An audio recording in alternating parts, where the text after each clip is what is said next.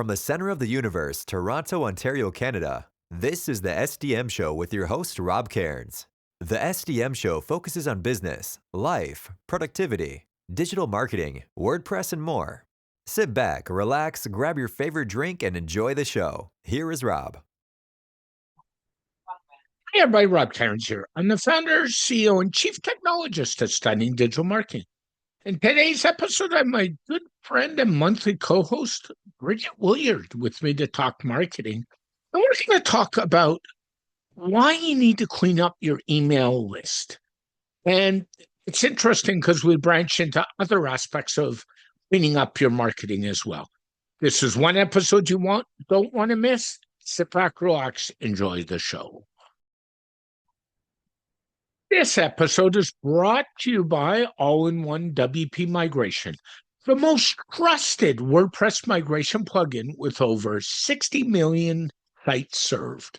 Whether you are switching hosts, changing domains, or moving to a new server, All-in-One WP Migration makes it one click. Try it for free at WordPress.org or visit servemass.com for pro features. Hey everybody, Rob Cairns here. And today I'm here with my monthly co-host, Miss Bridget Willard, all the way from the state of Texas. Hey Bridget, how are you, my dear? Hi, how's it going?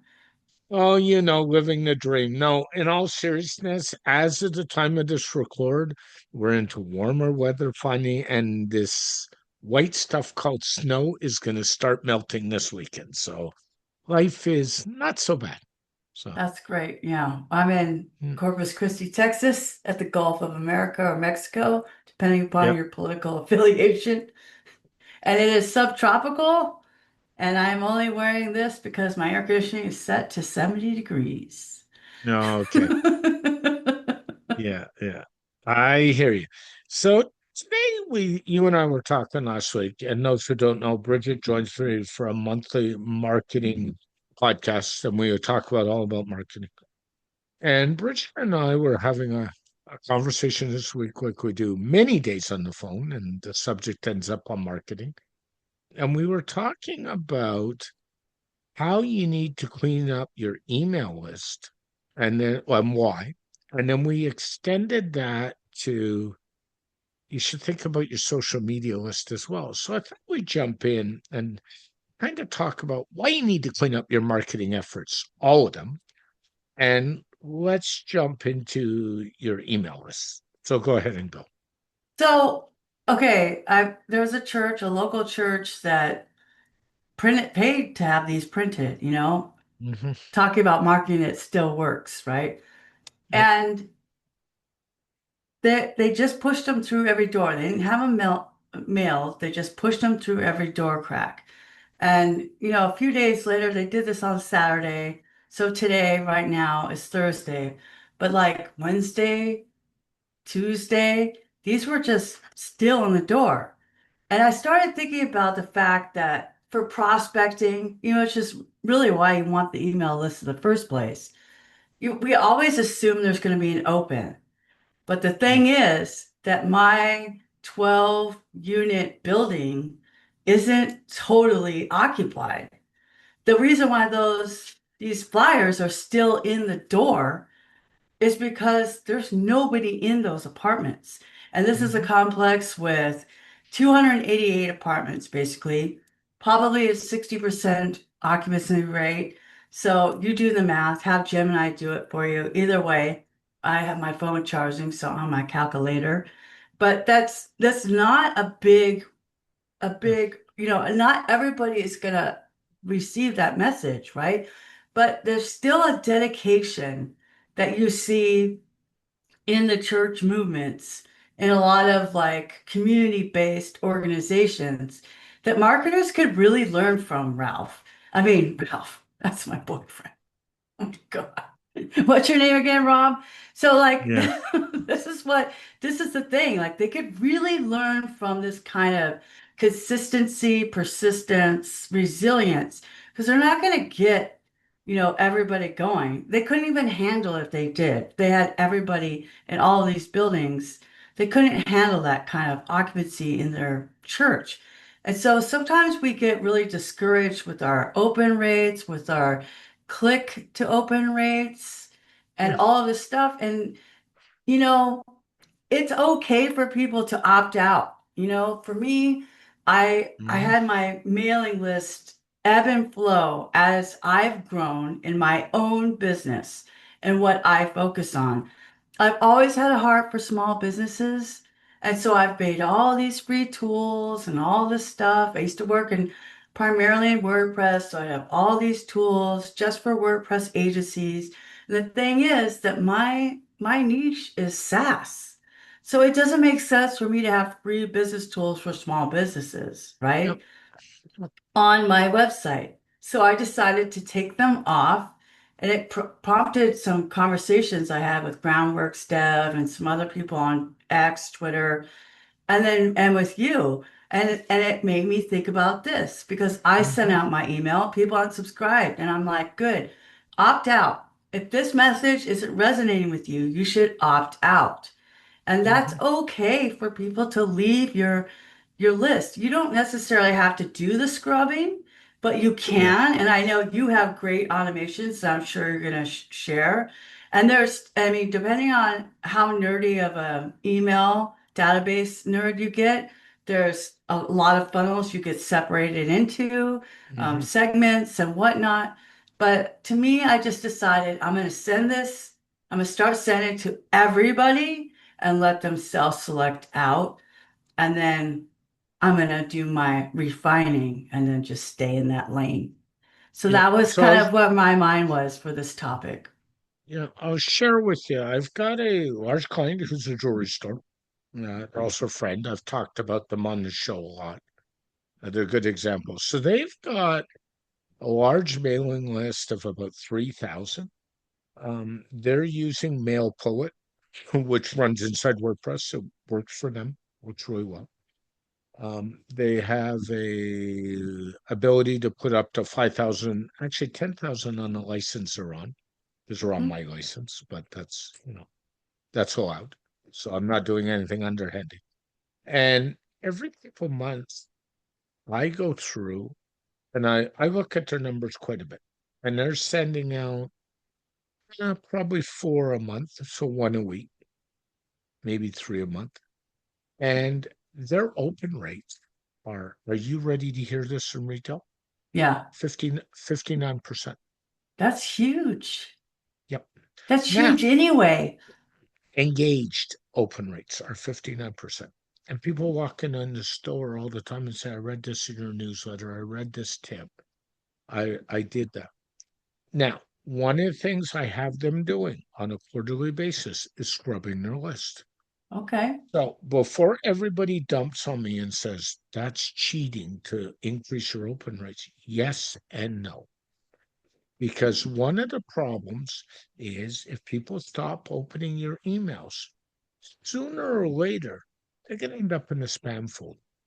So you want to protect your email list as one of your most prized business digital possessions. And you don't want them in the spam list. So what you do is you look quarterly at the list and say, okay, this person hasn't opened an email in 6 months. He goes into a separate list. And so does Jane, and so does John. And then you grow this separate list. And what you do with that separate list is you might reach out to those people once every 6 months or every year and say, oh, by the way, have you forgot about us? And if you want to resubscribe, here's a link. And maybe offer them an incentive to resubscribe. Next time you come in, we'll um, we'll do a jewelry evaluation for you, which they would do anyway, but whatever. Sugarcoat it nicely. And then they resubscribe. Yeah. But that's not manipulating your list because here's the thing. If you've got people that aren't opening, they're not your engaged clients anyway, so who cares? They're Right. And with you. you don't want to waste the sends on people that aren't going to open. They're not going to open, especially with a lot of these services where you pay for the maximum number of cents. Yes. It's So a so per email address send yep, situation. that's correct. And we need to realize that. That's number one. Number two, if they're not your target customer, cares if they're on your list or not. What you said, get them off there. It's time to move on. We need to stop being worried about metrics that say, I have 5,000 subscribers. The question is, do you have the right 5,000 subscribers? And Right. that's what I A- always say. And that goes to the creator economy Yeah. versus a regular business discussion that you and I have a lot, which is Mhm. if you are a podcast, for example, who is wanting to get sponsors, then having that vanity metric of 10,000 subscribers is a good thing because the advertisers are paying for 10,000 eyeballs. But Yep. if you're a business and you're paying for a certain amount of cents, you have 100 people on your list, you're sending 4 emails a month, that's 400 cents. Mhm. You don't want to be paying for people that aren't interested. They're going to That's Zales or wherever and they don't care. So don't waste your money. Or as Gary Vaynerchuk used to always say, stop trying to convert the unconverted. that's right. Now, we all know that the time that somebody subscribes to your list till they become a customer can take a long time. I've had customers become a customer after 3 and 4 years. It happens all the time. So you don't want to get stressed over that, but you also don't want to get hung up about, oh, I've got 10,000 subscribers. I'll switch gears. And we talked about social a little bit.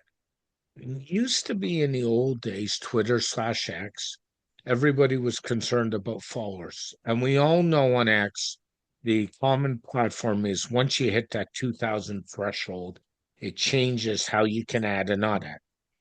And I haven't looked at your numbers recently, but I know mine are somewhere between 15 and 18,000, not hundreds. So I'm in that vanity, and I've got the disparity in between where I can add and delete who I want. But, and somebody says, that's wonderful. You have 15,000 subscribers. And I said, it really doesn't matter as much as you think it does because they need to be the right subscribers who are going to jump on a call that's going to lead to business. And that's the key more Well, I than the mean, metric of, again, it depends on what you're doing. yeah. I used to represent an author, a coach who had a book. Mm, You know, the book people, the publishers only care about those vanity metrics. You know, yep. as far as Twitter and X goes, Elon Musk has not changed this. And this is one thing he should change. But you'll hit those ceilings at 2,000, 5,000, 9,000, 13,000, and 19,000. You I know. basically need a one-to-one ratio. Well, I mean, you know, but maybe the people listening don't. So that's why I Yeah. always Yeah. follow back people and I put them on a list. Mhm. If you don't, if you're worried, because the list allows you, it's the exact opposite of a mailing list. A mailing list is pushing out, right? On Twitter, Yep. a list is filtering so that you Yeah. can still build your account. You could still build your account, followers following, and still focus just on your niche or a couple parallel industries Hmm. so that you can focus your time in an efficient way, but still rise Yeah. No question. in that metric. And by the way, putting on a list, a fancy term we all use in the industry is segmentation. Really, that's what Yes. you're doing. And by the way, you should be doing that as part of your email client cleanup or even your CRM cleanup. You should be looking at segmentation and saying, okay, are these clients or these prospective clients tagged in the right way? Yeah. Why am I sending a non-WordPress client and I've got, you know, way too many sites on care plans? We all know that. And I don't want to send and I've got clients that are non-WordPress clients that I only manage email lists for. And I don't want to send them WordPress information because that defeats the It's purpose too. irrelevant. But, yeah, so it's not just about the right in the getting them whether they're opening or not, but it's also getting them the right information. And that's just as important, The if not right more important. information to the right people at the right time. Yep. That is so Yeah, true. if you think about it, it's just like retail. And this is one of the things I like about having a retail job right now, Mm. as well as my business, is because there are so many parallels when you're thinking about the buyer's journey and customer behavior. They're Yep. coming to TJ Maxx for a pair of shoes or a skirt, some outfit to wear to an event. And then they got their arms full in the line. We call it the single queue because, oh, wait, I could get some face masks. Oh, wait, this is a cute hat. Oh, wait, I need this candle. And all of a sudden, that spend per customer has become higher. And by the way, the candles are at the checkout, so while they're stuck in line with That's five what other I'm people, saying. they're looking at those. Yeah, That we call that the single queue for TJ Maxx, TK Maxx in Europe. But yeah, it's the queue line. They're waiting to buy. And every 5 feet, there's more options on either side yeah, of yeah. different merchandise that they just might want. And so that's kind of when you're thinking about it, you're giving something for everybody in those last stages.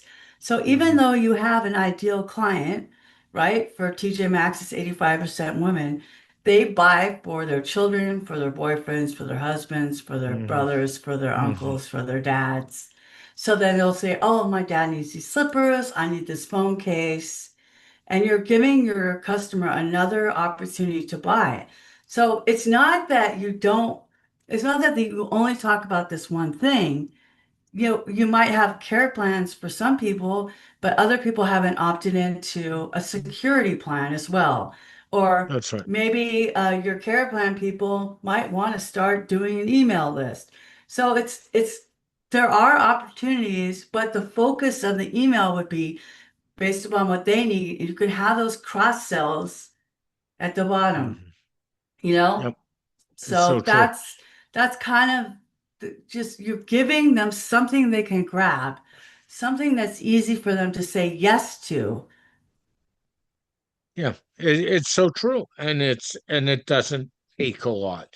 All it takes, what I would suggest is, if you've got an email list, take a Saturday when you're not busy, you're watching TV, throw your laptop in front of you, and go and look at the tagging.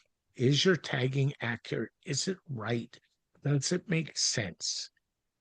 And just do it, and you will be surprised what you see.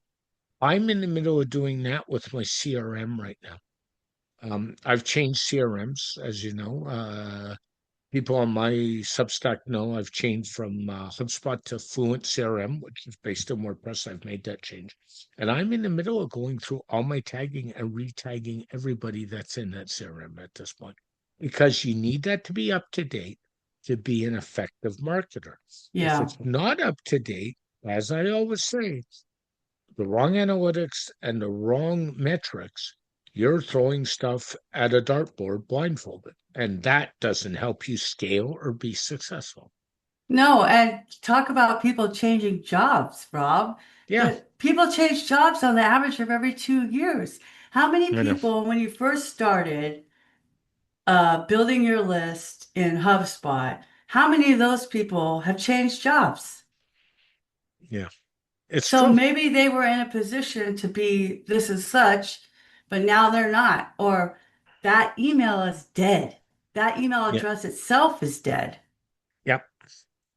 And the more dead emails you send to, the more chances the big providers, the Microsofts, the Gmails of the world, the Fastmails of the world, are going to mark your email as spam and say Yeah. into the spam folder. So you really want to keep a handle on that stuff. Yeah. And some people like email marketing doesn't make sense. Like, honestly, I'm not sure marketing makes sense for me anymore because Yeah. what I'm doing is I have like sometimes a 3 year sales cycle. I'll have clients for like 3 or 4 years, 4 years, and then I'll need to replace them. But I have a very small intentional list because I do the work and it's more boutique. Mm, So for me, I'm not selling anything. I move Launch with Words on its own website. yeah, I but might I do will. that with Launch with Words, but Bridget Willard, no, because I don't want that volume of work. That's not what I'm doing. It's not how Yeah. I'm making my business. But Yeah. for like retail, like Old Navy, I used to love Old Navy. Oh my God, though, Dude, because they I are had to over the unsubscribe. top. Me I would too. get three Uh, emails a day. It's too much. Not only 3 emails a day, throw the two text SMS messages a day No, in with them. no. That's I just mean, overkill. yeah, okay, thanks for the 10% discount loft, but I'm out. Like, I don't want that SMS. Little, Halara, little, little tip, folks. All you do is create a pile of throwaway email accounts and any of these silly stores that say, we'll give you 10% if you join our email list. You use a throwaway account, get your 10%. Next time you go in this store, use another throwaway account, get your 10%. I mean, that iCloud allows you, I mean, Apple lets you do that now. When you sign up, Yeah. you can sign up like, and that's bad for email marketers, right? So either Yeah. way, having all this, you're trying to give something value, right? You're not thinking about the user experience. And this is Yeah. a and not very often discussed part of email marketing, in my opinion. I love Halara. I am a big buyer of their materials. I found them online. I experimented on a yoga dress. I loved it. I've experimented on their jeans. I loved it. I have now bought a lot of workwear from them over time, rebuilding my wardrobe. And I can't stand all their emails. I cannot Yeah. stand it. So, And Google is throwing them into spam in my Gmail spam. They're not spam, but you're too much. You're too well, much. it's not just emails, it's app notifications too to go with Oh, it. that's why I Like, won't have their app. That's why I don't want their so, app. so let me tell you a chain that does it. We all know who Shein is, the fast fashion chain out of Oh, China. they're the worst. My partner in life kids loves Shein. I've got the app on my phone because I'm always looking and saying, geez, I think you'd like this, or I think she'd like that. You know how my brain functions. She does too. Yep. There's only one problem. I've had to turn all the notifications off of the app because I go look at something 2 minutes later, I get I'll get five notifications. Oh, did you forget what you were looking at? And they are the worst. And it just, they do it. No. But that's because people fall for it too. Like, let's be honest. But I don't I think mean, it's the best. it's okay. There's a point because you get distracted. You're on your phone.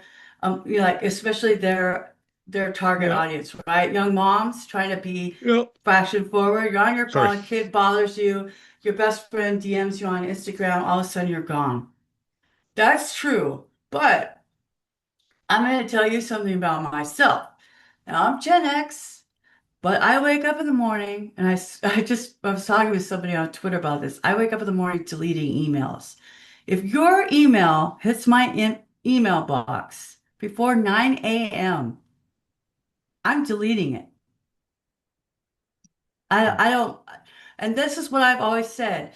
When I was in collections, the best time to talk to people, to call them at the office, is Tuesday to Thursday, 10 a.m. to 2 p.m. That is the best time to hit their email box. Now, if you're getting somebody to shop, then you might want to hit it maybe at 7 or 7:30 at night on a Friday, or maybe Yeah. because it's Yeah. paydays. It Like for it depends me, on what it is. Yeah. Yeah. right, but like one of the things you notice when like one this is why I love my retail experiment because we are busy Fridays, that's a payday. The 1st and the 15th, those are paydays. The 5th and the 20th, those are paydays. People got paid, they're going to go shopping. So Yeah. if I were I, working in retail in the United States, I don't know how it is in Canada, but I would be sending emails at like 5:30 or 4:30. mhm. Like people get off work at 5. 4:30 on Fridays, 1st to the 15th, 5th to the 20th. Yep. I would agree. Is there anything else you want to add, Bridget? Just make sure you stay No, on just top of it and clean up. think about like who really should be on your email list. Yeah, If you're I agree. gonna do it, be consistent. The Hmm. consistency is more important than anything. And Agree. remember, you're not the only one in the email box. So have some empathy with when you're bothering people. You don't want to be a bother. You want to be a resource. Yeah. Alrighty, Bridget. Thanks as always. Go on over to Bridget's website, check her out, and she'll be back with me next month sometime when we get to more marketing talk. Have a great week, Bridget. Bye. Talk to you soon. Bye. Thanks again to our sponsor, All-in-One WP Migration by ServeMask. Export your entire WordPress site in one click, import it anywhere. No server access needed, no command line, works with every hosting provider. Free on WordPress.org, or extension at servemask.com.